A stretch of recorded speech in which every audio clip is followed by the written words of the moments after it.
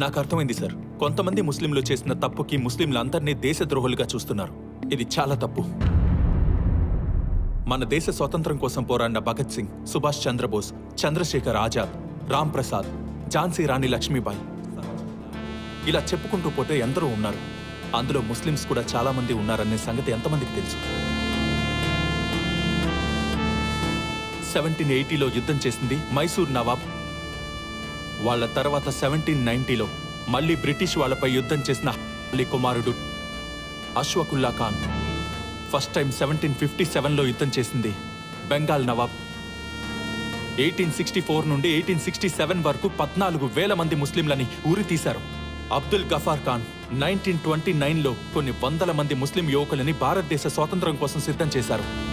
అబ్దుల్ కలాం ఆజాద్, మహమ్మద్ అలీ జిన్నా భారత్ని వదలండి అనే నినాదాన్ని యూసఫ్ మొహర్ అలీ గారు ఇచ్చారు. మా